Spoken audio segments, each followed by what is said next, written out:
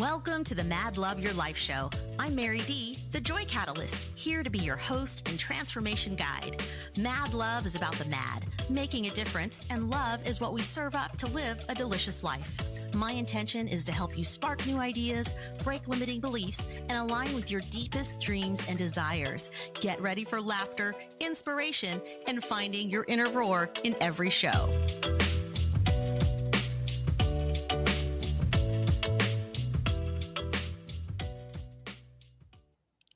Hi, everyone. Welcome back. It's such a pleasure to be in studio with you. And I have a really amazing guest today. His name is Kute Blackson. He is a beloved inspirational speaker and transformational teacher. We all love transformation, so you're really in for a treat.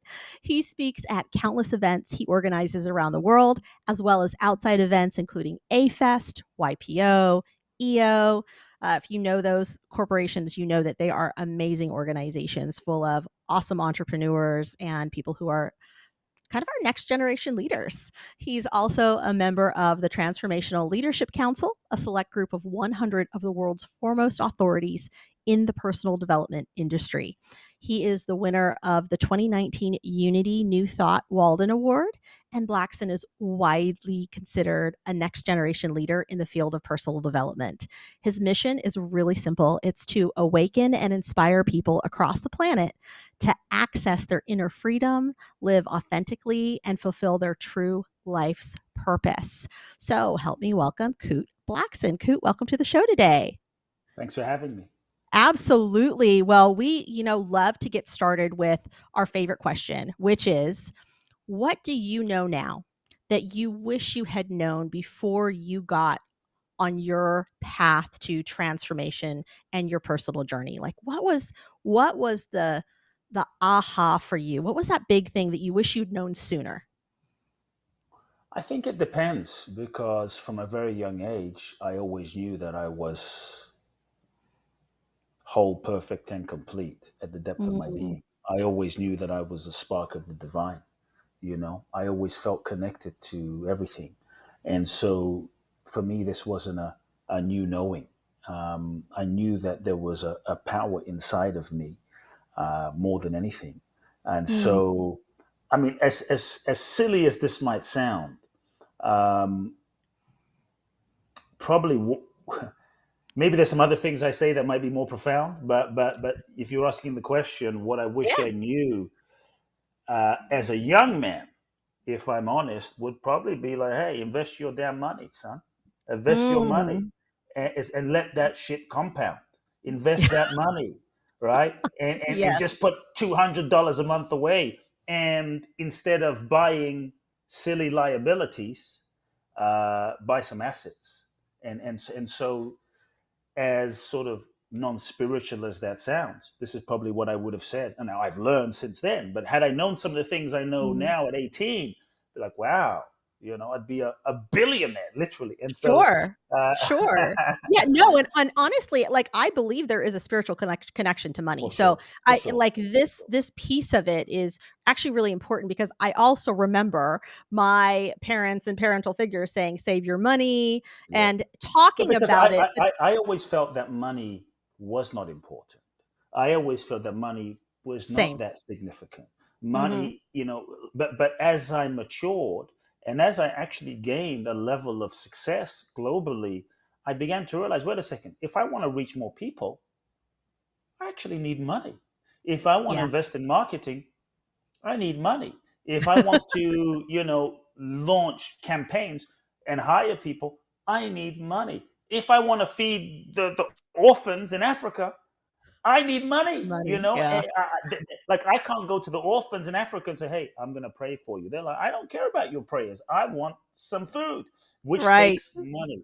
And so, as like basic as it sounds, I wish that I had probably taken money more seriously earlier, because money is a means of exchange and a store of value and a currency that facilitates things and movements in the three-dimensional reality that we live in. Yeah. And in order to have a level of freedom in this physical three-dimensional world, you need money. and Yeah. that provides a certain level of freedom. And the more freedom we can experience in this 3D, you could say, the less you need to focus on the mundane stuff, the more you can focus on your purpose and what's really important, which is Right. a spiritual thing. And so, Absolutely. yeah, these are things I Absolutely. wish I'd known. I think for me, the first experience was I think I was in my early 20s and I was hitting a wall in terms of like, I've got a mortgage coming due and like, this is my Wow. first home and, things were in In a your crunch. 20s. Wow. Yeah, I learned really quickly that the, mortgage lender was not going to accept hugs as a form of Hugs, currency hugs, when I and wanted prayers. to pay my bills. Yeah, yeah, there was yeah, hugs and prayers weren't gonna get me by Yeah, on yeah, yeah. paying the You mortgage. can't So go. You can't go to Whole Foods and say, "Hey, I'll meditate for you." I'll pray for you. that's right. Like Whole That's Foods right. don't care. It's like, we Doesn't want your work. whole paycheck. Yes. Yeah, whole paycheck. Exactly. Yeah, yeah, whole paycheck. That's my favorite. So, talk to me then about, I heard you say that at a young age you knew you were whole and complete. What role do you think your parents had to play in that? Or what role did maybe your spirituality or religion come into play with that? Like, Yeah, what are the influencers that helped you know that you were complete and whole? Because I think that that's not what most people most would people. say. I would Well, agree. or actually, I take that back. I think that as young children, we are complete and whole, and we learn how to not become. Hmm. We allow other influences to show up that suddenly Yes, make us feel like we're not complete and whole. So, yes. talk to me about that because I think this is a I great I topic. would say, look, my first memories as a young. I was born in Ghana, West Africa, and my father's from Ghana. My mother's Japanese. I grew up in London. My first memories as a young boy was, I remember seeing a crippled woman crawling on the floor. She picks up the Mm, gravel, the sand that this man walks on, wipes it on her face, and stands up. And mm, so I guess you could call that a miracle. Week after week, I grew up seeing blind people see and deaf people hear. The same man whose sand she picked up would look at a woman in a wheelchair and say, "Hey, you're not sick. Stand up." Right, and then put his hands on them. And so I grew up in this environment of possibilities, this environment of the miraculous. This man was my father. He built mm, 300 churches in Ghana, West Africa, hundreds of thousands of followers, and he built a huge church in London, 4 to 5 thousand people every Sunday. And so I grew up with the sense that there were not really any limitations, and my mother, being Japanese, grew up in the Buddhist tradition. So I grew up meditating with my mother and going to church with my father. We all went to church, but this was the the sort of paradox in my upbringing. So there was always the sense of the divine and the connection to God and possibility. And my father was a very mystical man because he went mm, to India in the 60s and early 70s and had a kind of awakening experience in India. And so even though he had these mm, churches, he was very, kind of like Yogananda, very mystical, very spiritual. mm, And so I grew up with this sense of possibility. And so that was a huge blessing. So I would say perhaps that foundation, that set a foundation for me in my thinking and my sense of like, yeah, I am a divine being. I am connected to the divine. And I think you're right. I think all of us as children, we know this. All of us as children, we have this intuitive, felt sense, connection, and knowing of who we really are. But we incarnate into a world where nobody sees it. And I think as children, it kind of makes us a bit crazy because we're like, well, I can feel it, but nobody sees it. And we treat our right. kids like they're just little humans, but they're still very connected to the divine. So we're born, as children, we're born whole, perfect, and complete. The child is fearless. A child will jump off the table and Yes. scream and shout and sing. And you look into a Yeah. child's eyes. I think the reason we all melt when we look into a child's eyes is because we are reminded of the divinity that is inside of us all, that they Mm, reflect. And yet, we incarnate into this human experience. We meet our parents. Our parents, God bless them, they're doing the best that they know how to do. Some are right. crazy. Some, maybe mom and dad is fighting. Maybe they're divorcing. Maybe there's abuse, physical, mental, emotional. And so two things happen. The first thing that happens is we learn unconsciously as children all sorts of strategies to shut down, disconnect, not feel. We suppress our feelings, because maybe it was too painful to feel mom and dad fighting. Maybe it Right. was too painful to feel like all my emotional needs aren't being met, or there's Right. alcoholism or dysfunction or abuse. It's like, oh, that's too painful. So as a way to cope, we learn to shut down our feelings and suppress how we feel so deeply that we disconnect from Mm. our true essence in layers and layers and layers and layers and layers and layers and layers and layers of unprocessed, unfelt feeling begins to build up over time, right? Mhm. So the true light of our being kind of gets hidden underneath the layers of unfelt, unprocessed emotion and feeling. And then as Right. children, we learn all sorts of strategies to, we become who we think we need. We contort ourselves into a shape to become who we think we need to be in order to, oh, who do I need to be for mom to love me? Who do I need to be for dad to love me? We become who we think we need to be. We develop a role, a mask, a persona, and we become Right. this version of ourselves to get love, validation, and approval. And we hold so tightly to the version of ourselves that we become that we actually believe, because we've been conditioned, we believe that who we've become is who we really are, not realizing that it's just a conditioned pattern that we're holding on to. And so we think that we're free, but we're conditioned, and the degree to which we're conditioned is the degree to which we're not free. And so, for most of Correct. us, the so then we become funny, we become shy, we become, the yes person, we become the kind person, and we adopt all these roles, thinking that the roles that we adopt is who we are, but it's not. And so, the true light is within us. The true essence is within all of us. And to me, um, part of the purpose of life is to reawaken to that truth of what we are again. I love that. I love that. Let's talk about the truth and awakening. Like, what are some steps that you can give to our listeners today for those who are trapped in old identity, those who are still, you know, after the pattern of being that child, that those wounds are still there. Like, how do we lean in and, outside of hugs and prayers, how do we how do we That's a bless start. someone with something, yeah, with something like practical and something that we can actually hand to people and say, here's a way to facilitate some healing in your life. Here is a way to facilitate the unlearning. Like, what would you say to that person who's showing up and saying, I recognize that this is me. I'm raising my hand in the air. What you're saying is 100% landing. How do I make a shift? Yeah, I think the first step is to just acknowledge and recognize, because most of us, we don't acknowledge and recognize. We're so Yeah. wrapped in ego conditioning. And the truth is, we believe that we are the ego conditioning, and the ego doesn't want to change. The ego doesn't want to change because the ego's job is to protect you from getting hurt. And the ego's job is to reinforce its existence. The ego wants everything and everyone else to change, but we don't want to change. And so, this is how we keep our sense of self and Yeah. safety in together, right? And so, change can actually be terrifying. Change can feel scary. Change can feel like a death in a sense. And so, just to acknowledge, maybe this is not who I am. Maybe I'm not who I think I am. Maybe I'm more. Just the acknowledgement is a start. Then I would say, I think one of the things that keeps us stuck are all the ways as human beings that we lie to ourselves. As human beings, in so many ways, we've been conditioned, for the reasons I've said, to lie to ourselves. We stay in relationships that we hate. We Mm. work jobs that we hate. We say yes when we mean no and betray ourselves and wonder why it hurts so much. And so, because Yeah. of conditioning. And so, if we can just like, there is no transformation without truth.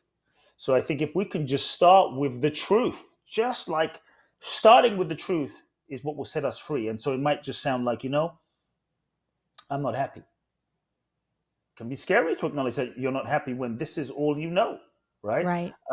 I'm not in love with my partner anymore. It can be scary to acknowledge that when you've invested so much into the relationship and it's all you know. That's I right. hate my job. Oh, so now what, right? And Right. so I tell people there is no transformation without truth. To truly transform, you have to be willing to acknowledge the truth. You have to want to be free more than you want what you have, or more than you want what you think you want. And so if we can just start with the truth.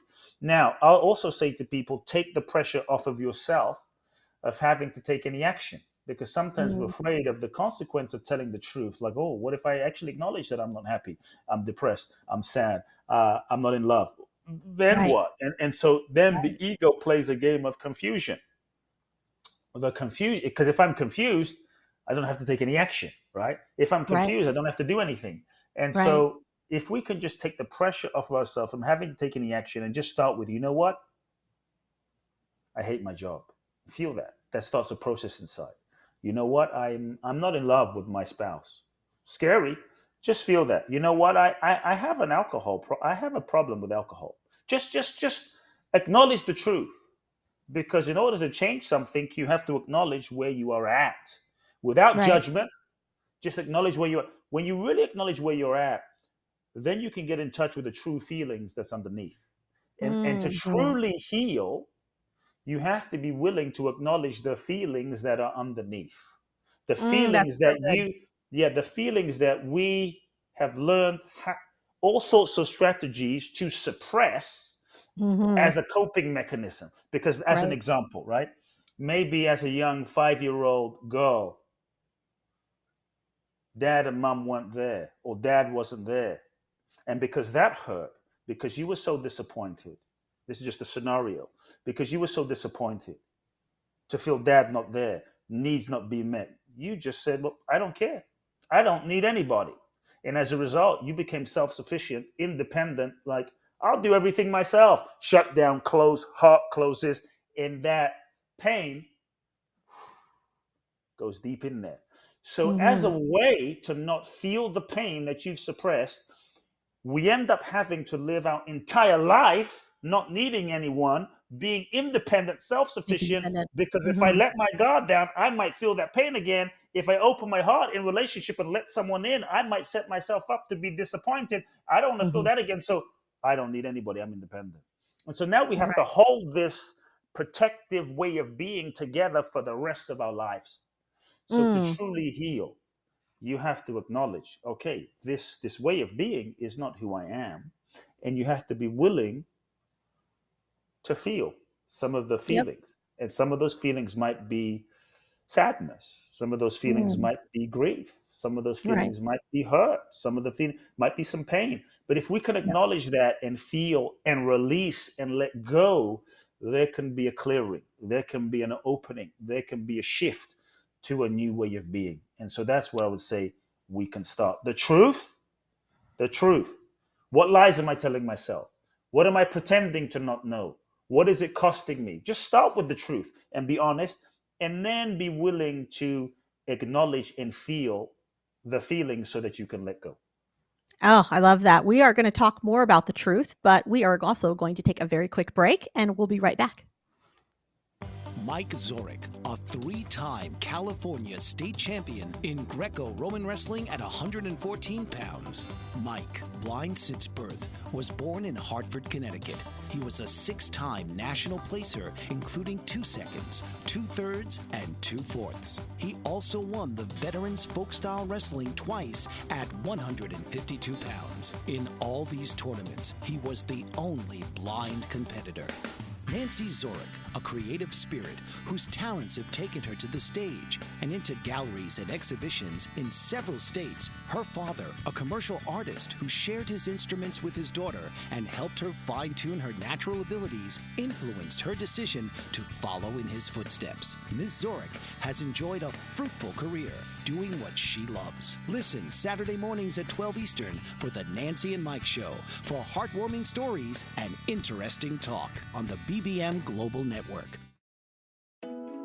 Are you struggling to care for elderly parents or a spouse? Do you wonder if being a caregiver is making you sick? Are you worried about taking time off work to care for elderly parents and balance work, life, and caregiving? Has caregiving become exhausting and emotionally draining? Are you an aging adult who wants to remain independent but you're not sure how? I'm Pamela D. Wilson. Join me for the Caring Generation radio show for caregivers and aging adults, Wednesday evenings, 6 Pacific, 7 Mountain, 8 Central, and 9 Eastern, where I answer these questions and share tips for managing stress, family relationships, health, well-being, and more. Podcasts and transcripts of the Caring Generation are on my website, PamelaDWilson.com, plus my caregiving library, online caregiver support programs, and programs for corporations interested in supporting working caregivers. Help, hope, and support for caregivers is here on the Caring Generation and PamelaDWilson.com.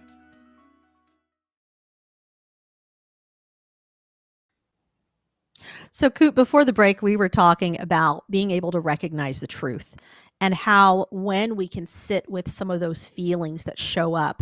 And the great example was, oh, I don't love my spouse anymore. I think that's one. If anyone is in partnership or has ever been in partnership, they can really relate to that, because one of the crazy parts about partnership is that we don't always feel in love. I think there are a handful of folks out there that say, oh, I always feel in love. But I would say that for the most part, we are not in a constant state of feeling this euphoria and feeling like we're always in love with the person that we're with. I remember, I was married a very long time, and I had days where I would wake up and go, I love this man, but I do not like him very much right now because of this action that's happening or this thing that's happening.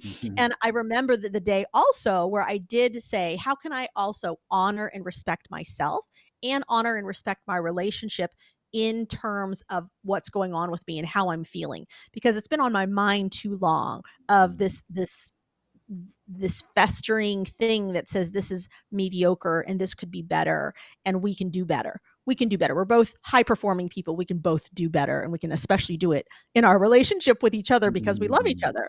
And I remember the conversation was very honest, but it was also what you said, which was I had to get honest. I had to sit with the feeling of I am not satisfied with how this is panning out. I believe it can be better and it can be different. And I think that's the other side of it too, is when you know that there's better and bigger possibilities. It's like how you were talking about seeing healing and spirituality in sort of this other realm that was mystical and otherworldly as a child. I did too. I saw people get healed as a young girl, and I was even got to facilitate praying for people and seeing them get healed. So for me, that was very real and very present, and it wasn't some mystical, strange thing that nobody could do. It was like, open your mouth and ask. Like the creator is like willing and ready, like the energy is there for people to receive healing if they want it. And so that part sits with me as well. So going back to the example I was giving you, I remember that in that conversation, it was, I love and respect you and I love and respect our relationship. I also want to honor myself and how I'm feeling and also how I'm showing up. And to say to him, hey, this can be different and I know it can be different. And I would like to tell you just that this is how I'm feeling. It doesn't mean I'm leaving right now. It just means I'm being present to my feelings and I'm sharing them with you so that there are no surprises. I don't want to be the person that shows up and is, and now you feel betrayed because you didn't know that I was feeling this way. All of a sudden, if I walk through the door and say, I'm out of here, you've done a terrible job of husbanding. Like that doesn't feel fair to me. I wouldn't want someone to do that to me. So how can I also just show up truthfully and authentically? And I think people believe it's easier to ghost or it's easier to walk away than it is to talk about the truth and how you're feeling, because it means we have to own how we're also showing up and how we're feeling in all of this truth that's happening for us when this scenario shows up. So I really resonate with that because it's been definitely part of my own life experience. And I can say that it is very confronting, but you know what? The growth happens in that discomfort and in that area where it does feel confronting. And the best thing we can do for another human is to actually show up and talk about their experience, your experience of them. It doesn't mean For sure. they're a bad person. It means that my experience of them in this scenario has been X. And I think it's fair to share those things because if nobody tells us, how do we know? We're living on our own world of what we think we're doing. right? We've got our own story, but someone else may not be seeing it that way. So I think it's also being able to show up to the table and honor ourselves and the other person by just being honest. So tell Yeah. me, why do you think that is so hard? What is this human condition that we do that tells us that it's easier to run away? Like, where do we learn that? Um, I think in so many ways we have learned to we've learned to lie to ourselves, Mm, right? And we've learned to betray ourselves because often as children,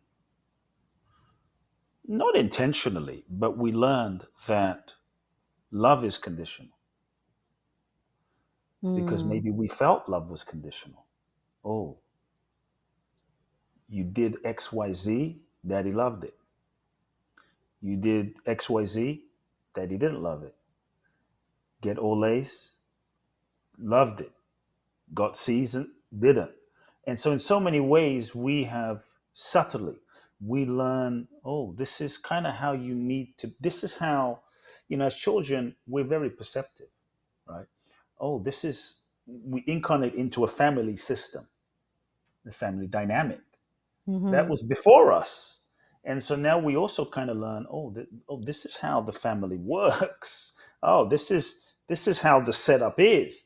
And mhm, so much of it's unconscious, but oh, this is how I need to be loved. This is how I need to be to avoid pain. This is how I need to be loved. This is how I need to be to get validation. This is how I need to be to get mom to love me. And so in so wow. many ways we are contorting ourselves unconsciously to get love, validation, and approval. And we end up betraying parts of ourselves Mhm, to get love, validation, and approval. And then that also sets up a dynamic that love is something that you need to do certain things in order to get love outside of yourself from people around. And that sets up a dynamic where we end up forgetting that love is what we are. It mm, is our very nature. It is our essence. Oh, but if I do XYZ, then I'm going to get love. And so much of our life, and again, I'm not saying it's conscious, but so much of our life has been conditioned to set us up to be a certain way and do certain things in order to get love, validation, approval. Why do we buy that car? Why do mhm, we wear those clothes? Why do we wear makeup? Why do we want to achieve that? Why do we want to have it, be famous? Why do we, I mean, let's just look at so much, if we're honest, so much of what is driving us as human beings is the effort to be loved and to get mm, love because we think that love is out here based on certain things going on. And because of that, it's so hard to tell the truth because there is a fear of if I tell the truth to you, about how I feel. If you know who I really am, which I've spent my whole life hiding who I really am in order to get mom and mhm, dad to love me. But if I show you who I really am, then you won't love me. So I can't really tell you who I really am. And so this is I don't want to say the game that we've learned to play, it's just the way we've been conditioned. I mhm, kind of, there's this funny example of like two people go on a date and they meet for the first time on a first date and you meet the guy meets you, and the guy says, "Yeah, I love camping," and you're like, "Oh, I love camping too." He's like, "Oh my God, I've met my soulmate. You love camping, I love camping. Let's get married." And so now you're in a relationship, 2 3 years in the relationship, and he's like, "Honey, let's go camping." Finally, you're like, "I hate camping." But I thought you loved, but I thought you loved camping. Yeah, yeah. But I was just saying that, because it was the first right, time we met, right? And right, so we're afraid as human beings. I'm afraid that if you know who I am, you won't love me. And so what many of us we're calling friendship or love is not love. It is a business transaction. What many mhm, of us we call love, we are prostituting ourselves. I mhm, know that's harsh, but we be who we think we need to be to get love, validation, and approval. And we wonder why we feel pain in our hearts. We wonder why so many relationships don't work out. And so many relationships also don't work out because deep down, unconsciously, if we're not able to be who we are, not only will we not feel at peace, but maybe unconsciously we will sabotage the relationship as a unconscious intention to break free of the prison that we've actually set up for ourselves. Yeah. And even when we get love, we won't be able to truly let it in because we know deep down that the version of ourselves that the other person is loving is not the real us anyway. And so we won't be able to really let the love in because we know that they're loving a fake version of us. So I tell people, look, if you want to know who really loves you, just be yourself. That's the quickest way to find Mhm. out. You will lose Yes. people. People will break up. Yes. People will drop out. But you will find out who truly loves you. And to me, real love, the way we have it set up now is kind of a fantasy. I'll be who you think, I'll be who I think you want me to be. Hmm. And it's not truly authentic. Real love is when you can be who you are fully. You show who you are fully. And then you see who someone else is fully, truly, all of it. And you still say, yeah, I see all of who you are. And I love you. Like Yes. And you're still I'm choosing. not in love with the fantasy version of you. I see all of it. Your warts, your faults, shortcomings. I see everything and I see you, the Right. essence of you, and I see it all and I love it all. To me, Hmm. that's love. And Yes. Yes. that's what we crave deep down. That's what we want deep down, and that's what we all deserve deep down. So I think part of why we're so afraid to tell the truth is because we're afraid of losing the love that we think we have, which isn't real love. It's just fake love. Absolutely. Absolutely. Yes. Yes. And yes. I see that all day long.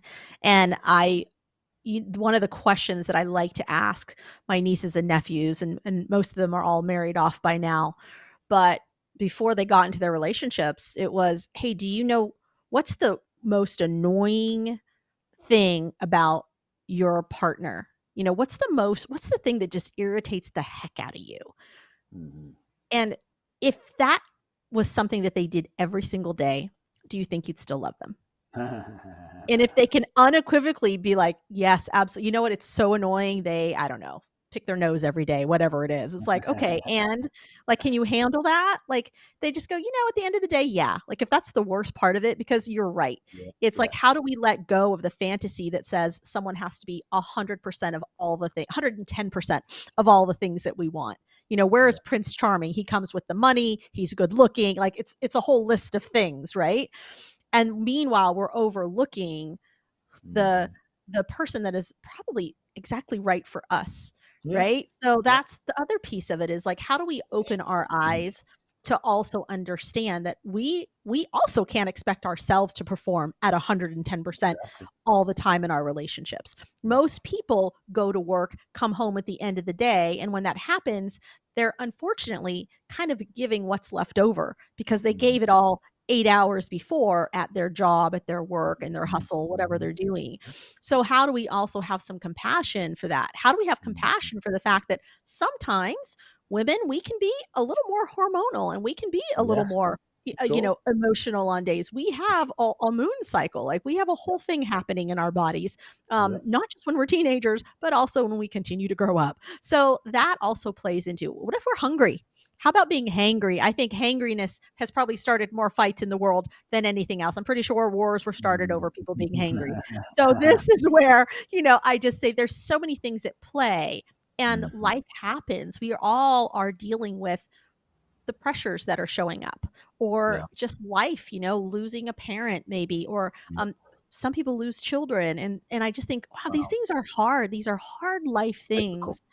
Yes, and so how can we fully see someone and fully just say, "You know what? I love you, even though I know you're right, that there are warts and there are just, like, gnarly things showing up." And Mhm. that's true, true love, and I think it's why so many friendships outlast like your partnership relationships, because we don't hold our friends to the same standard. We actually celebrate normally the diversity that Yeah. shows up in our friend circles, and we go, oh, so and so, they're kind of, they're extra chatty, and because you take it in small doses and you just go, okay, I don't have to live with them, that's fine.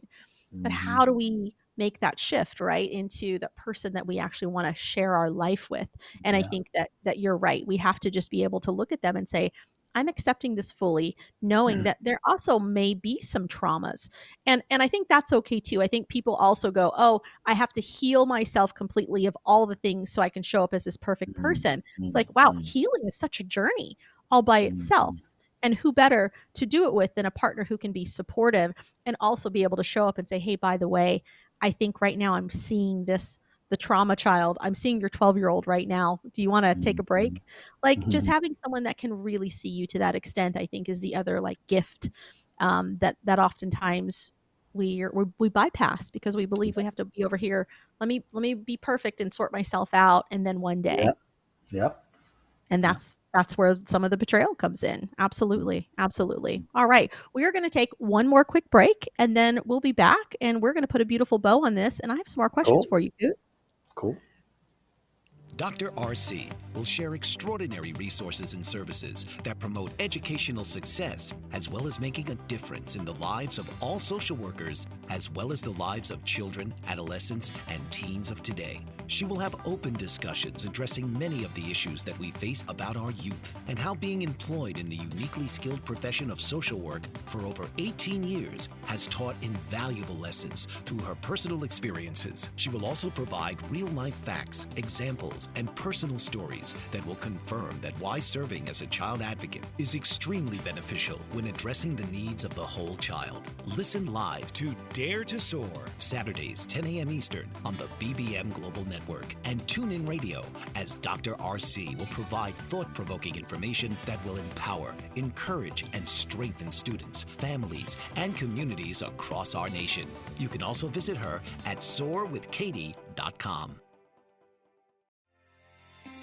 Author, radio show host, and coach John M. Hawkins reveals strategies to help gain perspective, build confidence, find clarity, achieve goals. John M. Hawkins' new book, Coached to Greatness, Unlock Your Full Potential with Limitless Growth, published by iUniverse. Hawkins reveals strategies to help readers accomplish more. He believes the book can coach them to greatness. Hawkins says that the best athletes get to the top of their sport with the help of coaches, mentors, and others. He shares guidance that helps readers reflect on what motivates them, rediscover and assess their core values, philosophies, and competencies, find settings that allow them to be the most productive, and track their progress towards accomplishing goals. Listen to John Hawkins' My Strategy, Saturdays, 1 p.m. Eastern on the BBM Global Network and TuneIn Radio. So, Coot, one of the things that I really love about these types of interviews is that you just never know what topic we're going to land on and what's going to show up. And I feel like today's theme has definitely been very relationship focused. And I also feel like relationships are one of those areas of life that really do affect everything else. It is, they will show us, they will, where we're showing up in the world, where we're not, they will challenge us. They will you bring us shame as well as joy. Like there's so many things around relationships, and it's because it's like the heartbeat of life. So in this world of relationships, I think that there's also a part of where people speak their truth or live in their truth and can create boundaries, but also, what would you say about like picking our battles as well? Because I feel like that shows up also. It's like, if we're in a relationship and I want chicken tonight and you want beef, like that's not something in my mind. How I break that down is I would say to myself, well, I'm okay with giving in to beef tonight because you know what? In a week from now, it's not going to make a difference. Like it's not a Yeah. big enough battle, right? This like I'm going to pick my battles, and it's like, okay, that's nothing to Mhm. battle about. Like this is so insignificant at the end of the day. So, what would you say to that person who is like, I want to have boundaries, but also how do we also tell that person, like, don't show up and be so rigid? Like, where's the line? Where would you say is the line? What's the line been for you? I think the important thing I would say is to be in a relationship with another human that has completely different, diverse upbringing, paradigms, belief systems, perspectives is not an easy thing. This is a whole nother universe that you're in relationship with, literally, Mhm. right? And so Mhm. um, love is not agreement. Like you don't have to like we love so we agree on everything. But I think love requires a certain level of understanding and a certain level of respect. Like if I can understand where you're coming from and understand your needs and understand your perspective, I might not agree, but at least I can understand how you got to believe that and want that, and I can respect it. And so I think there's a lot of in love, there's a lot of understanding and respect that's necessary, but not necessarily like we have to agree. So in a certain sense, love does require some compromise, but not compromise of your essence. Yeah, you want Mm. chicken today, you want beef today. I mean, sure. Now, if it's always like my way, we're always going to have beef every day. Well, there might be something deeper going on there. But they're Mm. like, okay, you want chicken today, no problem. Okay, you want to watch this movie? No, like you have to realize what is important enough and what is not important enough. And obviously, if certain things happen 99% of the time, it might become important enough, even though it wasn't important enough. But it does require a certain level of compromise, understanding, grace, kindness, compassion, right? But not compromising your essential nature. Well, we can compromise. Okay, you want to watch this movie today? I don't feel like watching it, but you know what? The connection, the relatedness, the time spent together, your happiness is actually more important this moment because it's not important enough really what movie we watch. What's more important is we Mhm. spend time together, right? Right. But when you compromise your essence, this will never work. And the essence is the true sense of who you are, the true sense of your core value, the true sense of your authentic nature and being. If you have to compromise that in order to make someone happy, in order to be in relationship, you don't have a relationship and it will never truly work because you won't be happy because you're having to cut off from a fundamental part of yourself and your nature in order to make the relationship work. And so you have to Mhm. recognize the difference. Is this my essence? Thai food, Italian food? Nah, not a big deal today. My essence, you mean you're asking me to dim a true, authentic part of myself so that you can feel happy?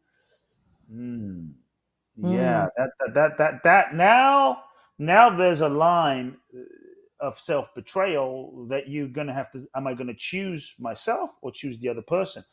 And that will never lead to a true happy relationship because it will only Mhm. lead to resentment inside of yourself to yourself and the other person, which will play out in the dynamic of arguing and stress and situations and Right. conflict between you and the other person. And you'll start arguing about things that it's not even really about. And so look at, is this compromising my essence, my true nature? Or is this just something, that's not that important? Now, I will Right. say that in relationship, differences and incompatibility can lead to an amazing relationship Mhm. because your differences and the way that so embrace the other person's differences, embrace the other person's differences and see the other person's differences not as something bad but as a doorway and invitation that they're giving you to embrace and understand that dimension of yourself that you're currently not in touch with. And so the ways that they're different, if you can say, well, I don't like that, I don't agree with that, but if I can actually seek to understand where they're different, or the ways that they're different, I can begin to maybe integrate that part of myself that they are in touch with, that I'm not in touch with, as a way to bring myself into a deeper wholeness. So it's not Yes. just they're different and I'm different and we're over here, but I can actually embrace more compassion. I can Yes. actually embrace more flexibility. I can actually embrace more kindness. Oh, okay. All right. Okay. I can actually embrace the other perspective a bit more and expand myself. And so the differences and even seeming incompatibilities can be a profound gift into another dimension of yourself. Yes, that's so good. I literally was just having this conversation with a friend because one of the things that came up is, as you're in relationship, it's a beautiful thing when two people can come together and say, "This is my highest value." They share theirs and you share yours, and you share maybe your Mhm, top 5. Because mhm. within that, you're really going to see where are you likely to have conflict. If anyone wants a Yeah. crystal ball for their relationship, show up with your values ladder. Show up to the table and say, "Here's mine. What's yours look like?" Because if mine number one value is health and wellness and my partner's is financial security or money, then we are probably at some point going to have a disconnect. And that might look Mhm, like, hey, we run a business and let's go to this conference because they're going to have our ideal clients there. We're going to work the room. It's going to be great. It's going to be a great weekend. But if I'm not feeling it, I'm like, actually, I'm checking in with myself and I need some space. I need like mhm, to give my body rest. Maybe we've been going to conferences. mhm. Then my health and wellness is going to become my number one value, which is going to be difficult for my partner whose value is money and financial security. So here Mhm. is where we're going to have a conflict. This is where he may show up and go, "Well, can you just pull up your bootstraps and, drink an extra coffee and make it happen?" And I'm going to feel like, "Well, no, because now you're asking me to give up my essence because my values are going to also kind of define what some of those essences are for me, and they may change over time." But Yeah. this is also for those of you that want a crystal ball where you're going to be able to see where some of those disconnects may exist. Yes. Money could be on my values ladder, but it might be number 10. It might Yeah. not be number 1. And so Yeah. it's the distance, it's bridging that distance for people that will really allow them to then sit down and have a conversation and also with each other say, okay, if we know with our crystal ball now that this could be an area of contention, now how can we sit down and create some Yeah. rules Yeah. around what does this look like? How can Yeah. we make this feel good Yeah. for both of us? Or maybe this is a time where you go to the conference and I don't have to go, Yeah. So I think that this is where people can really give themselves some leeway and also For can sure. create solutions in advance of having some of these conflicts that just show up. And now all of a sudden we feel disjointed and we feel no Yeah. longer aligned with each other. It's because Yeah. nobody used the crystal ball and everybody's got one. Mhm, And it's mhm, literally writing out your values ladder, showing up to the table and seeing where the distance is between some of the things and also why we believe what we believe. Why do I believe that health and mhm, wellness is my number one value? Why does my partner believe that mhm, it's financial security? And I mhm, think those are all great for discussion and they're just a way to mhm, open the door of mhm. deepening that relationship and just learning a little bit more about each other. Yeah, I think a great way in terms of values is because sometimes people can tell you what their values are, but they're telling you sometimes what they think their values should be. Mm, And so I'm not saying people fake it, but people can fake it without knowing they're faking it. But a great way to really tell someone's values is to observe their actions and their behavior, because this will not lie, and observe right. where they spend their money, because this will not lie. Because if someone says Mhm. personal growth is my value, personal, but then they won't sign up for a workshop, seminar, therapy to, then you know that it's not Right. true. If someone Right. says health is my value, but they're not exercising or they're not taking the supplement, they can tell you health is their values all day long, but it's not true. So if you really Mhm. want to see what someone's values are, like look at how they live their life in reality and their behaviors in reality and their bank account statements in reality, and that will tell you everything. That's right. That's Yeah. right. Yeah. Yeah. It's not do what I say, it's see what I do. See what I do. Yes. Yeah, see what I do. For sure. For sure. Yeah. And I think that also is such a big piece of it. And it's also one that I like to use when I am working with other people also is like, hey, but like, by the way, if you're, in a relationship with someone who is constantly demeaning you, I want you to know that you're showing your children what's acceptable behavior. Because Mm, oftentimes I think individually we can make excuses for why it's okay for it to happen to us. But then when you bring in someone that you love, then suddenly it strikes a lot hotter. mm, And that's why oftentimes I tell people, hey, you can garner strength if you can't do it for yourself. Sometimes there's someone else a little in your life that yeah. you say, oh, I can do it for my children, I can do it for Yeah. my nieces, my nephews, whoever they love. So important just to have some of those anchors that Yes. really send us where we need to go. Coot, you've Mhm. been an amazing guest. Thank you so much for your wisdom today. Thank you Mhm. for I believe wholeheartedly that there's a lot of people that are listening to this message today and they are really feeling touched, they're feeling inspired, and that they're able to walk away from the call saying, okay, like I just need to like know my truth, and then they Mm. can take the steps towards getting closer to their truth. So thank you so much for being our guest.